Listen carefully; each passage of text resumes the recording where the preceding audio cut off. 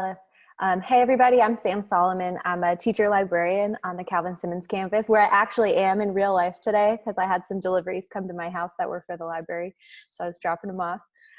It's really, really nice to be with you. I'm gonna start screen sharing and we'll just get into it. Here we go. So, this is the first slide, and it has a link for two things on it. The very first thing that there's a link for is if you want to follow along in the slides, the link is there. It's in yellow and it's actually on every slide. So if you miss it in this slide, super don't panic. It'll keep being there.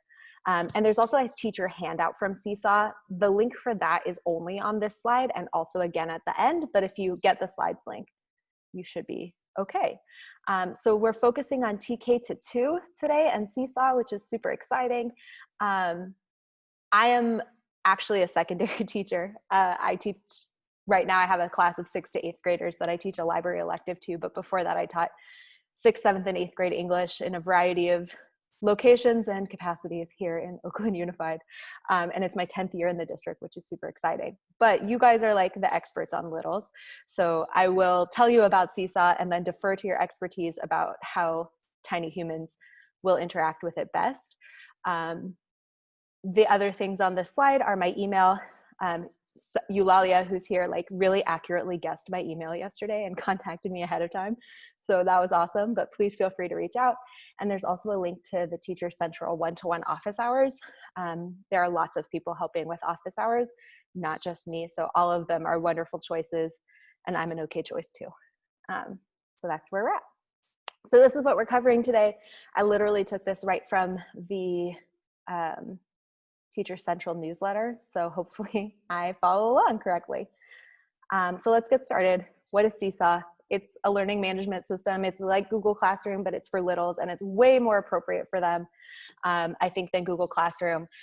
This is an infographic just kind of comparing them, right? There's the most significant differences, I would say, between Seesaw and Google Classroom are like, first of all, the way that students interact with assignments. In Google Classroom, right, they're using the Google Suite. So like they can make Google Slides, they can make Google Docs, and that might not be appropriate for super small humans. So in Seesaw, they can draw, they can take photos, they can talk. They have a whole bunch more like interactive, hands-on, appropriate ways to interact. And the other significant difference is around family engagement. So in Google Classroom, you can sign up guardians to receive a weekly kind of like grade report. It's an email. And in Seesaw, families can like follow along in their students' journal. So they can only see their own students' work, but they can see like their assignments. They can leave comments and say like, oh, I'm so proud of you for, you know, doing such a great drawing. And they can interact along that way. So it's a little bit more like inviting for families, and they can be a little bit more intimate with their students' work. So again, yeah, all of these things are things I've already said. I think the thing I want to highlight is that paid Seesaw accounts are being provided by the district for TK-2 students right now. So as Kelif mentioned, everybody already has classes set up, surprise, through Clever, that are rostered with your students matching in Aries. The other thing I want to mention that's on here is that Seesaw has pre-built lessons created by other teachers. So you don't have to be creating everything from scratch all the time, which is like a lovely change of pace for us, I think. This is the kind of like comparison of free Seesaw versus paid Seesaw. That graphic is obviously impossible to read, so you can see it larger if you click on the link at the bottom. But sort of the highlights are you can have unlimited number of activities. You can create a school-wide library. So that means that like if I teach 5th grade and Kelif teaches 5th grade, we can share activities really easily with each other. There's premium assessment features, which actually just means you can use standards on a rubric, but that's how they say it. They make a portfolio of student work that will follow students from grade to grade. For some reason, you can have 100 active classes with 20 teachers per class, which I hope does not happen to you, but you could if you wanted to. I can see people's faces right now. It's really adding to my experience. You can create multi-page posts and you can save your work in progress as drafts. So those are some of the like bonuses of the paid version of Seesaw, which we have. I mentioned these before, but the creative tools are really what makes it the best for TK-2. So students can upload a photo, they can upload a drawing and do it on their device, a video. So like you can have a video of your student reading something, or an audio recording of your student reading something or explaining something.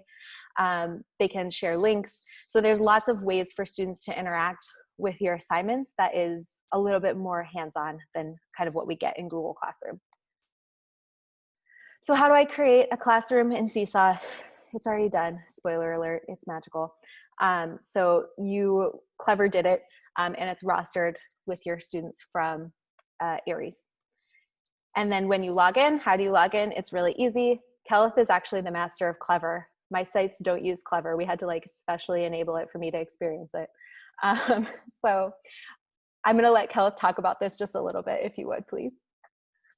Yeah, thanks, Sam. So the great thing about Seesaw for Schools, which is the premium version of Seesaw, is that it integrates really well with Clever.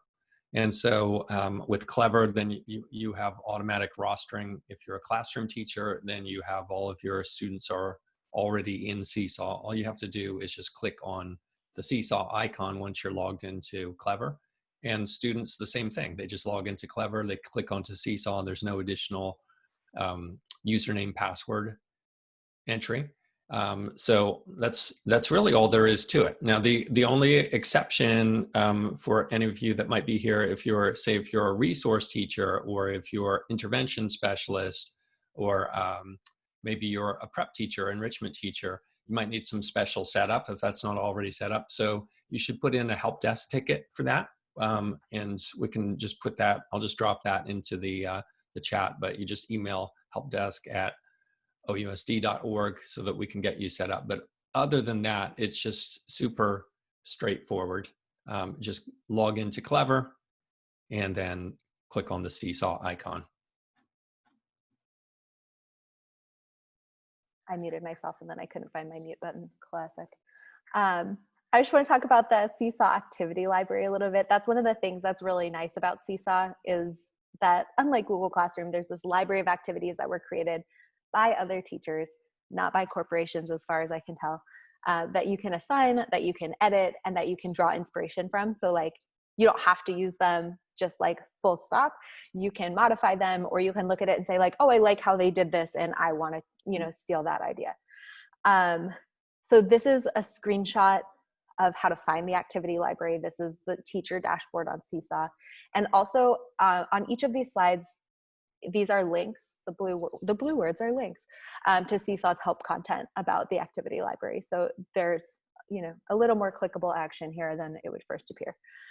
So you click the green plus sign and you choose assign activity, and then it takes you to the Seesaw activity library. And there's 3 tabs there that you'll see. The first is community, and that's where the pre-existing activities are. So you can sort of sift through the community tab to see like what people in the world are doing.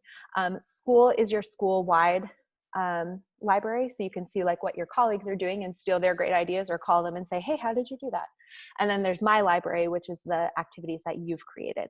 And all of these are searchable and filterable by grade level. So they have, TK through 2 obviously as filters, also by subject, also by keyword. So there are 3 tabs that you can search that way. I guess I just wanted to make sure that you knew that a lot, because there's also this tab here. When you are browsing the activity library, this is sort of what a sample activity from the community tab looks like. You can save and assign activities from this tab. So saving is just this little heart icon, and you have to save it before you can edit it, which yesterday I, for whatever reason, kind of forgot that and was like, why can't I edit it? But you can, you just have to save it first.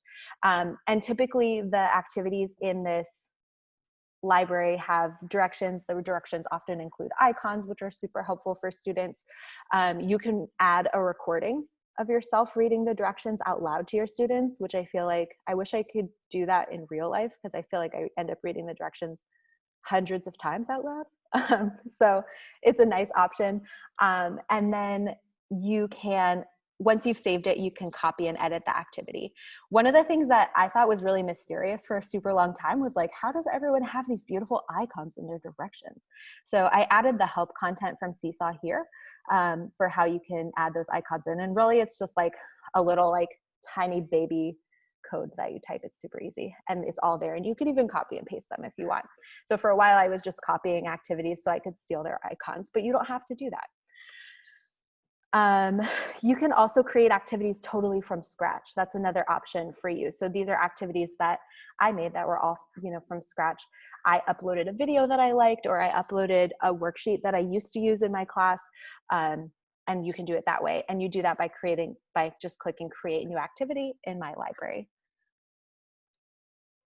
I just want to reiterate again that like, as you're creating activities, as you are, collaborating with colleagues or taking activities from the activity library, we have lots of options about how students respond, right? So if you're having students practice writing their name, you can have them, do a video recording of them writing their name on screen, or have their mom or dad record it on their phone and upload that video. You have options of ways that students can respond. It doesn't have to be that like traditional like fill in the worksheet kind of thing that you might be thinking of. And so I would really encourage you to think about like, how do you want to use video? How do you want to use photo?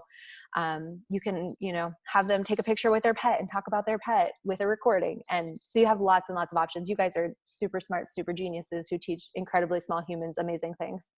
So I'm very confident you have incredible ideas about this. This is a student view of the Seesaw kind of like page. And basically what they'll see is when they click on activities, that's where they'll see their assignments.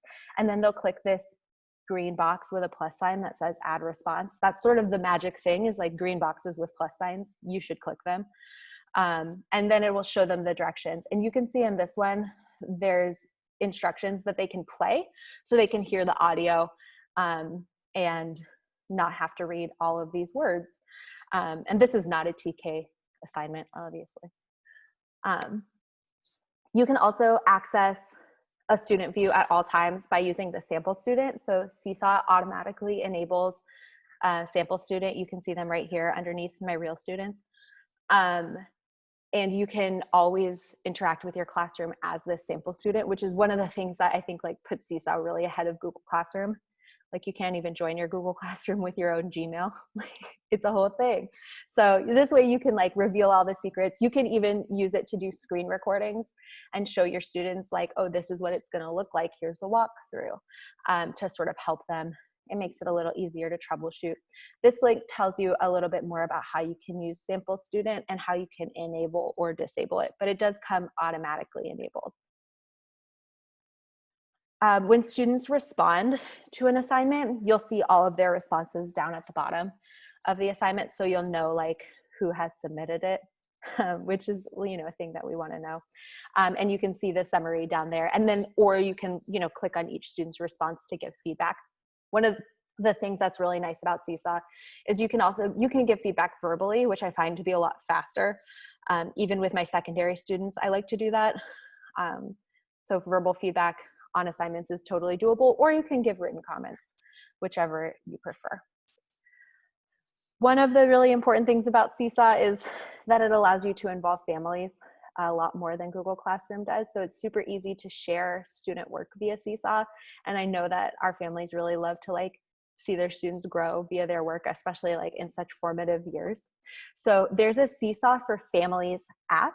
So your students will use Seesaw for Schools and families will use Seesaw for Families. And there's a link here to that app. Although it's actually really easy to invite them just like straight through Seesaw. So they can connect to Seesaw by downloading that app. It works on a phone, it works on a computer. It's super flexible that way.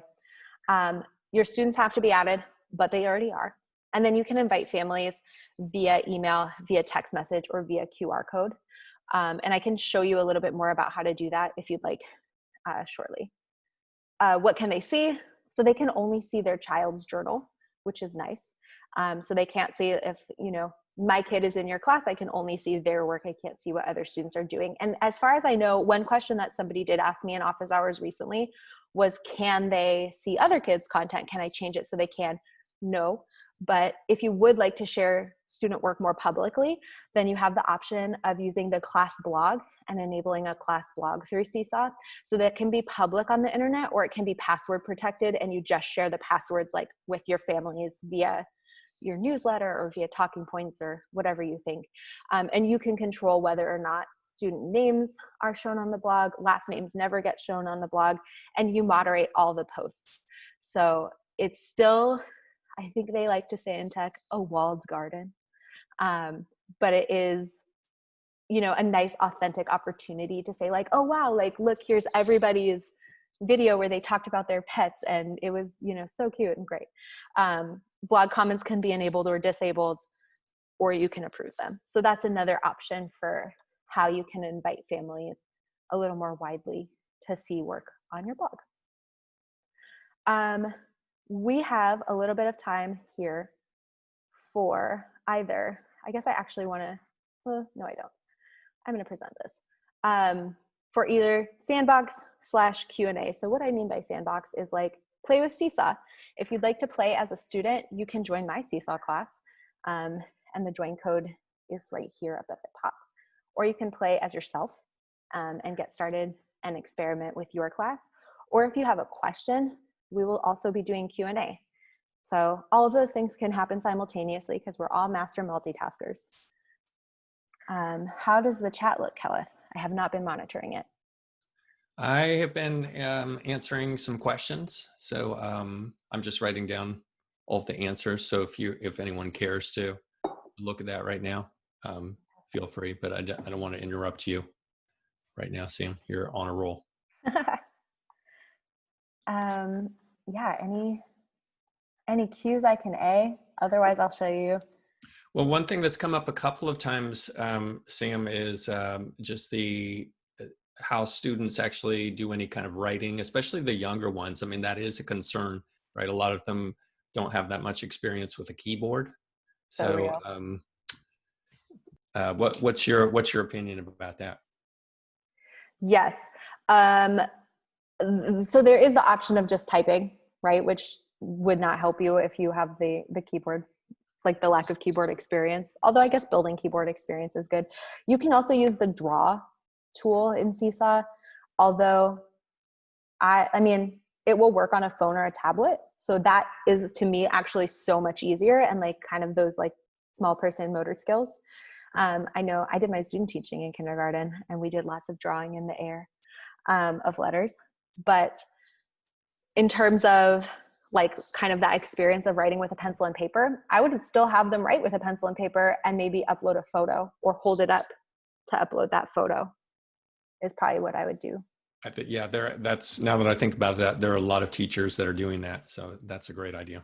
Yeah, maybe have them use a marker though, because otherwise it will be probably hard for you to see.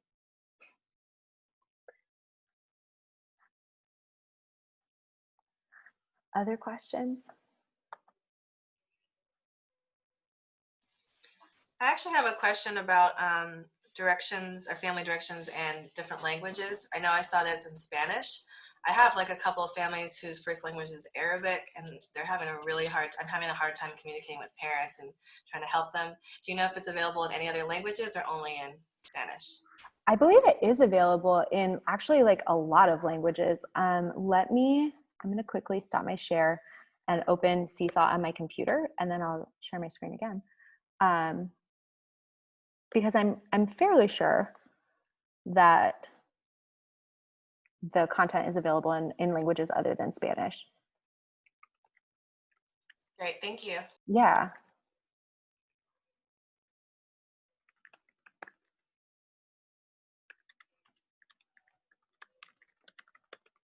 Let's see. Yeah, it says it's available in 10 different languages. I can put that help content in the chat too.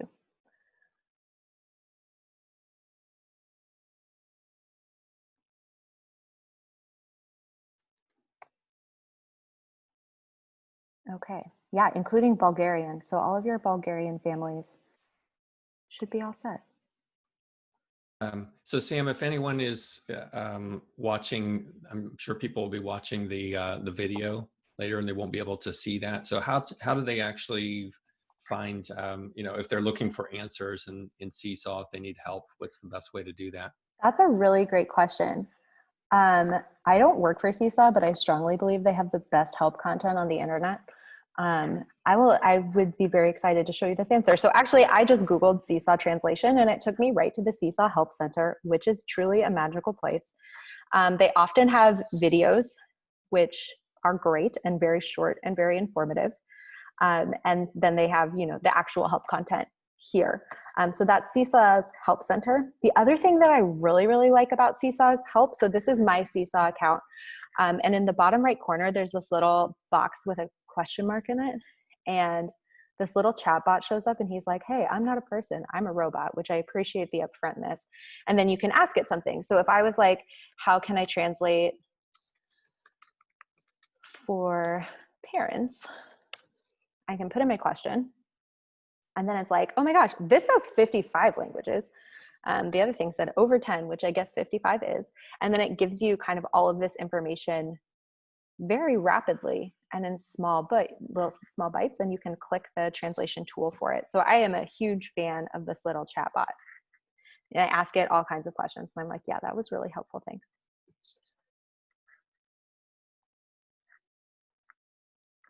It was a very good chat. Thanks. Yeah, I might just, the only thing I might add to that is that the other side is that there's not really, it's not like with other companies, like where you can just call up a number and somebody will answer. Seesaw, I think they're really overwhelmed, especially right now.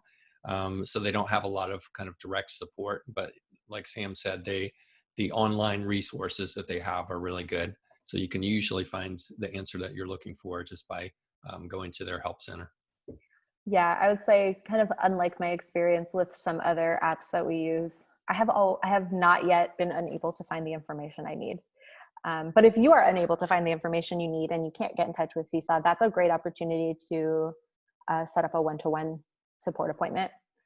I also am going to just show you quickly the settings on my sample class. So I just clicked this little wrench in the top right corner and it took me to my class settings. You can change your class name. You can give it a grade level. You can add co-teachers. I saw somebody in the chat said they're a co-teacher on like 40 classes. That sounds pretty overwhelming. You can change the color. You can add an icon to your class.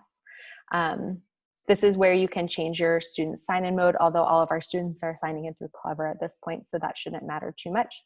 You can change settings about if students can see each other's work, give each other likes or comments, whether you need to approve new items. This is where you enable or disable a sample student. And then there's a whole bunch of family settings as well, including the ability to invite family members. And so this is the screen where they make it really easy. You can print invites, which now seems a little harder, but sharing an invite link is something you could do via talking points pretty easily. So they do make it fairly easy to get families on there.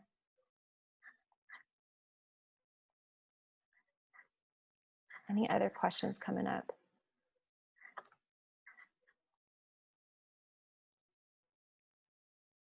I know the family app.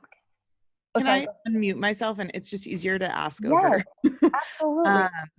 And I apologize. I'm also at school and I had a parent come for a Chromebook. So I may have missed, I think you started to address writing and things like that. But so I'm a K-5 prep teacher, and before pre-COVID, I taught computers, and it's very, very tricky for the kindergarten and first graders to manipulate a mouse pad. Yes. And like click and drag. And so Kelleth, that was my question more so about, like, a drawing tool won't really help a kindergartner because they have such a hard, so I'm just curious, I don't know if anyone has experience with that or tips or what, because I know we want this to be as light of a lift for families. I don't know if you have any thoughts about that. The only thought I had was like maybe have them write with a marker, like on a piece of paper though, and like actually do that. And then Seesaw has photo and they can just hold it up. But I bet some of the other brilliant geniuses on this call have better ideas about that than me. and maybe already have done it? Yeah, one of the things, I'm definitely not a genius when it comes to this, but one of the things that I've seen that teachers are doing, and this is kind of unrelated to Seesaw, but just like really just having some sessions just to work on kind of like trackpad skills, just like kind of see, can you move it? Can you move the little arrow around in a circle?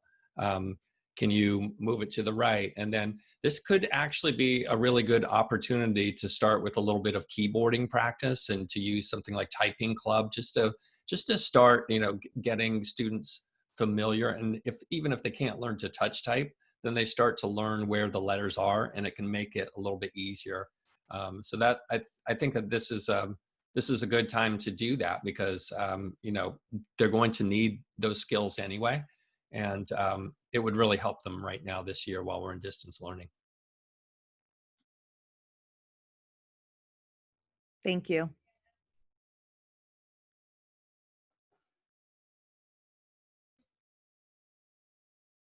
Yeah, but if anybody else has great ideas on that, or if you have a question, feel free to unmute and share your thoughts.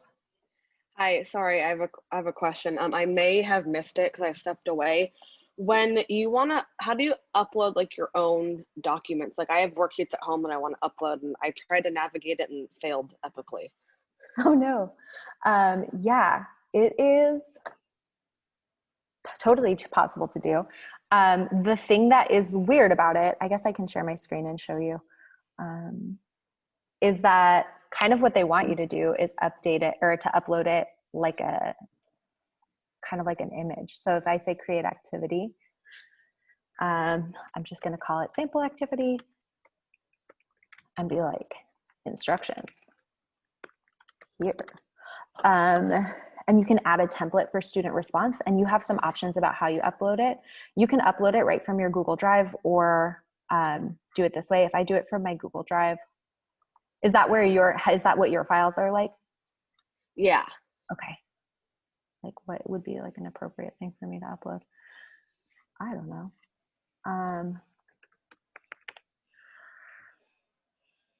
Let's see. Okay, cool. I hope this is nothing compromising. It's a student's work, but I don't know what it is. So if it uploads, what does it look like?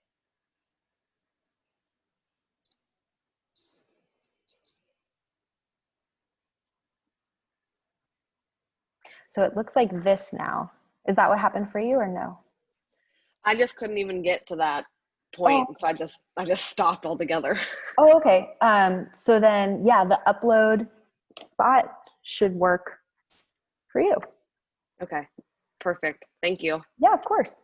Yeah, it's nice to be able to use like your familiar things.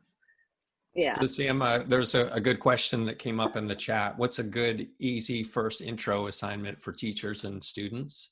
Oh, that's a great question. That's a really great question. Yeah, I mean, I would say that, if you do a search, I think, in the library, there's some really good things that come up. So would you be able to, Sam, do you think you could get your screen up and just show people how to use the library to look for something like that? Absolutely. All right. Let's see. Let me not do this. And be very patient while it loads, I guess. All right, so I'm looking at the community tab of my library, and you guys will have one more tab because you're actual TK-2 people that will say school-wide library. So you can also peep on what your colleagues are doing, which I always like to do because my colleagues are smart. All subjects. I think none of these subjects are really what I want. So I'm gonna say introduction. So these are like introductions to Seesaw, but actually I feel like I saw right here, icebreakers. Oh, they already did it for me, Seesaw, these bosses. So welcome to pre-K icebreakers and class community ideas. And they have a whole bunch of ideas here. Star of the week. I like vividly remember when it was my turn to be star of the week in kindergarten. It was a really exciting time. I got to bring my bird to school. And then show and tell, color mixing, I spy my name. So they have a whole bunch of sample activities that you can try. Take a picture with your family and add emojis. But I also would imagine some of you guys have already started. Did anybody have any really good ones in their class? Yeah, I think Jennifer said that she was interested in sharing what the first grade team is doing there. Did you want to do that? I'm happy to share quickly, and it is yet to be done. So, but what we were thinking, especially because we're already a couple weeks into school and families are feeling a little overwhelmed with all the learning platforms, we didn't want to like immediately change to all things Seesaw. So we're going to slowly roll it out and just do sort of, the plan is to do like one Seesaw tool at a time, and have it tie to an activity that they're already doing in their existing plans and like packets. So for example, they're doing colors right now. They have like a printed out packet where they're like coloring the color red and writing things about the color red. And so their assignment will be, okay, take a picture of that one page. So then they get to practice taking the picture, sharing their work, and it feels connected to something they're already doing. Instead of, I have found as someone who teaches technology tools, that it feels a lot more productive when it's an authentic task and not just do this to learn how to do the tool, but we're already doing this and you can share this with your teacher. And so we'll do a picture one week, a video one week, and just have it tied to what they're already doing and just like slowly roll it out so that hopefully we'll then get to using it more regularly. That's so smart, Jennifer. And I see people in the chat being like, yes, because like in addition to teaching content, we're teaching platforms right now, and doing it in like a really digestible, intentional way is going to make it so much less overwhelming. And ultimately you're going to get all that time back because you're not going to have kids who are like in week 10, like, I still don't know how to take a picture. So that's super wise. I have a question maybe for Jennifer, anyone else using this. Like, I'm trying to figure out how I'm going to introduce this to families, because I have a good chunk of my kids use Seesaw with their first grade teacher last year when we left in March. But then I have a couple of new kids who I've taken notes the parents are new to Seesaw.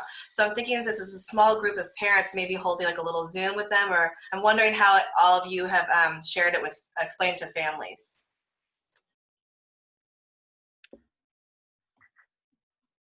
So, well, I can speak to that just a little bit because I'm co-teaching. I'm helping out a second grade teacher over at Sankofa, and so we just spent the part of a class meeting, just taking a look at Seesaw and just kind of demoed it. So I can just kind of show you, the activity. So I can share my screen. Let's see if I can find that.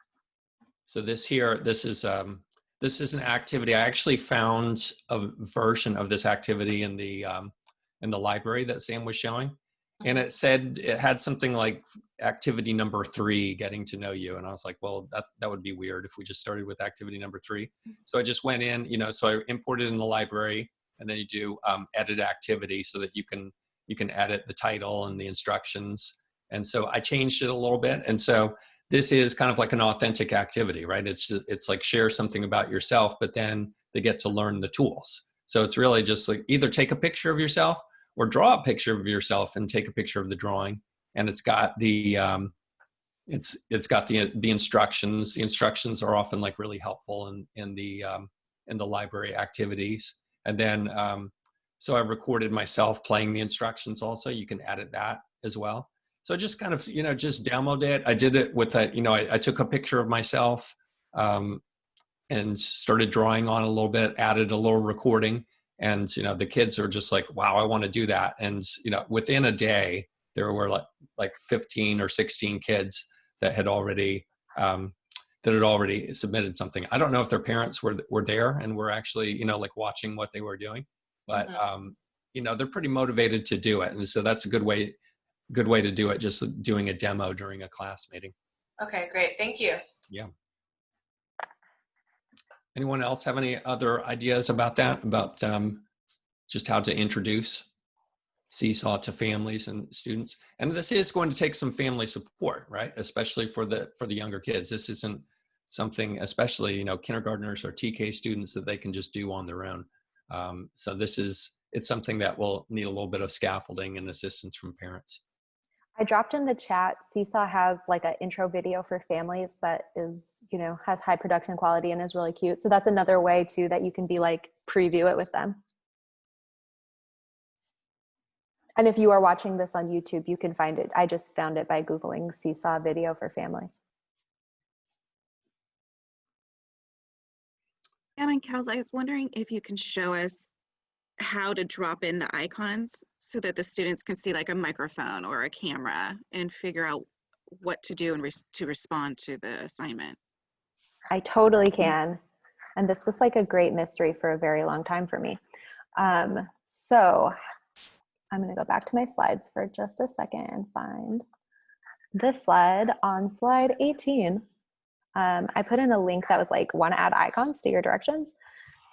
And when you click it, it shows you the keyboard shortcuts to add the icons. So in your directions, when you want to put like a microphone, you type like mic, and then when you like activate the assignment, the mic picture shows up. So they're all like keyboard shortcuts. And there's also a PDF you could download.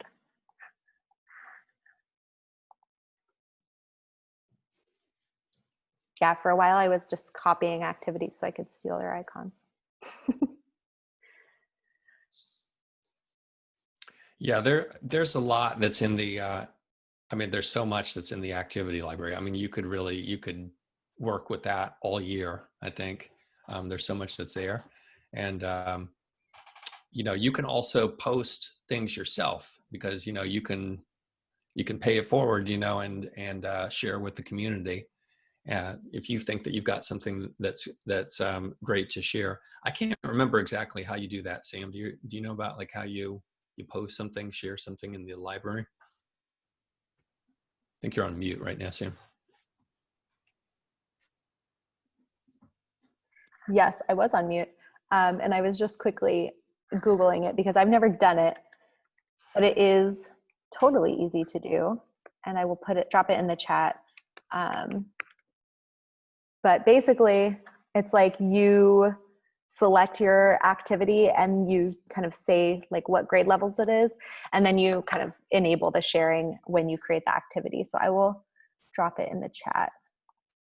And it has like all the pictures, but in the bottom there's those 3 dots on your activity, and you just select share activity and that makes it public. It's actually really easy. I have a question because last spring I started to use Seesaw, but so many of my families had a problem with the videos that I would link from YouTube. And then I've been watching some tutorials and they've been mentioning Safe YouTube. So I don't know if this is the platform for it or if I should just make office hours, how to use the Safe YouTube for Seesaw. Do you know about that? Jennifer, it looks like you have an answer for that. I was thinking because we've had the same issue and we started using Safe YouTube for the links in other platforms. But I think, and Sam or Kelleth, correct me if I'm wrong, when I was going over Seesaw with the first grade team yesterday, I think it's one of the huge benefits of Seesaw is when you record new content in the app or in the learning platform of Seesaw. So you're not sending students to an outside video. Is that what you're asking for, one that you create?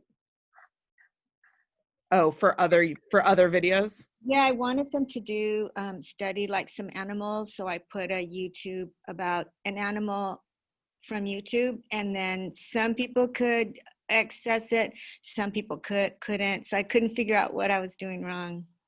So, well, I can speak to that a little bit. We haven't really come up with a definitive answer because different videos and different situations are different, but just like a couple of tips that I can share.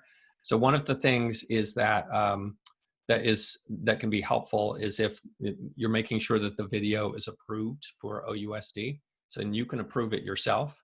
And then in that case, then a student or family, if they're watching the video, they actually have to be signed into their OUSD account just to make sure that that's going to work.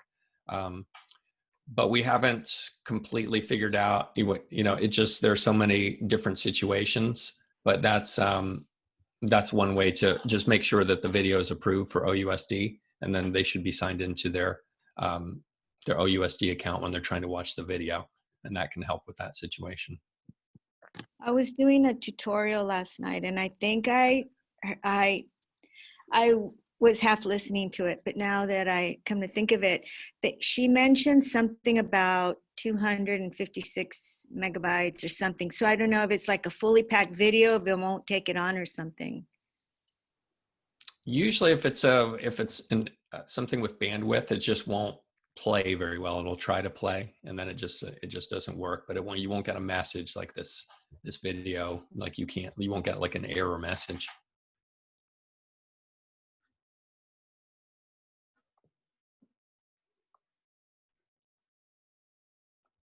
Any other questions about that? Where are you at with were you finished with the presentation with the slideshow, Sam? Or we just, yeah, okay, so I guess I just have like one, my literal final slide, I think, is just repeating my contact information. Okay. So I will screen share that one thing, because actually I want to make sure everyone knows what's on it. Because on this slide are links to the same Seesaw FAQ doc that I mentioned at the beginning, as well as the Seesaw handout for teachers, and a link to the Seesaw Help Center. And then on the right side are a link to the Teacher Central one-to-one office hours, a link to the Seesaw Help content on Teacher Central. And we also created a teacher toolkit that's an intro to Seesaw. So it's sort of self-paced and like just takes you through step-by-step creating a Seesaw for your class and kind of creating your first assignment and interacting with it that way. So all of those links are here, and the link to the slides is still at the bottom.